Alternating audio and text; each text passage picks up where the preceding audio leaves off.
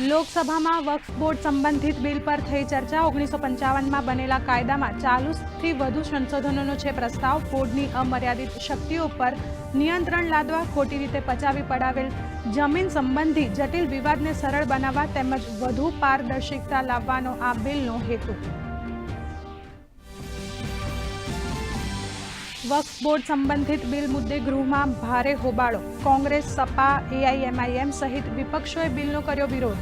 કહ્યું, બિલ સમાજમાં ભેદભાવ ઊભો કરનારો। તો કેન્દ્રીય મંત્રી કિરણ રિજિજુએ કહ્યું, આ બિલ વંચિતોને હક અપાવનારું બિલ।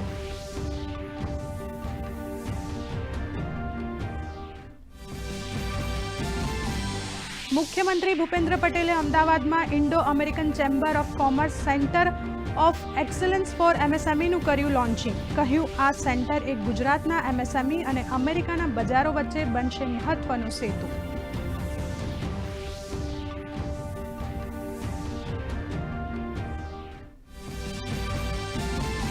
રાજ્યમાં આજથી ગાંધીનગર ખાતે ત્રિદિવસીય ફાર્માટેક અને લેબટેક એક્સપોનો પ્રારંભ। 400થી વધુ પ્રદર્શકો સાથે વિવિધ આફ્રિકન દેશના ઉદ્યોગ સાહસિકો પણ લેશે ભાગ।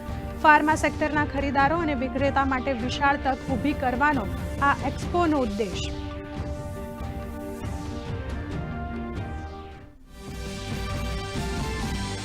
રાજ્યમાં હર ઘર તિરંગા અભિયાનની શરૂઆત। મુખ્યમંત્રી ભૂપેન્દ્ર પટેલે પોતાના નિવાસસ્થાને લહેરાવ્યો તિરંગો। રાજકોટ, અમદાવાદ, સુરત અને વડોદરામાં ભવ્ય તિરંગા યાત્રાનું આયોજન।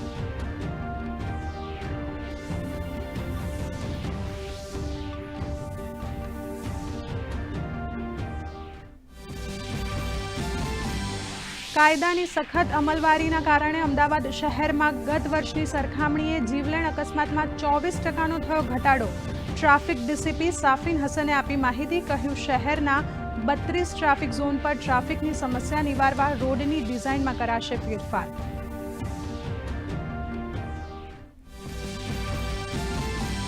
બાંગ્લાદેશમાં હજુ કાયદો અને વ્યવસ્થાની સ્થિતિમાં કોઈ સુધારો નહીં। અંતરિમ કાર્યવાહકના રૂપમાં આજે શપથ ગ્રહણ કરશે ડોક્ટર મોહમ્મદ યુનુસ।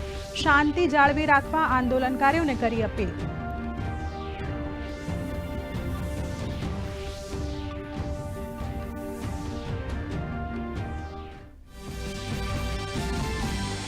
આરબીઆઈએ 9મી વખત રેપો રેટ યથાવત રાખવા છતાં પણ શેર બજારમાં નિરાશાનો માહોલ। સેન્સેક્સમાં 582, તો નિફ્ટીમાં 180 અંકનો ઘટાડો। આઈટી અને એનર્જી શેરના ભાવમાં પણ દબાણ। ડોલર સામે રૂપિયો 83.96ના સ્તરે સ્થિર। સોના ચાંદીમાં તેજીની આગેકૂચ જારી। ઓલિમ્પિક મોરચે સારા સમાચાર। અમન સહરાવતે 57 કિલોગ્રામ ફ્રી સ્ટાઇલમાં રેસલિંગના ક્વાર્ટર ફાઇનલમાં કર્યો પ્રવેશ। તો ગોલ્ડન બોય નીરજ ચોપરા પાસે ભારતને જેવલિન થ્રોમાં સતત બીજા ગોલ્ડ મેડલની આશા। તો કાંસ્ય પદક માટે આજે ભારતીય હોકી ટીમનો સ્પેન સામે મુકાબલો।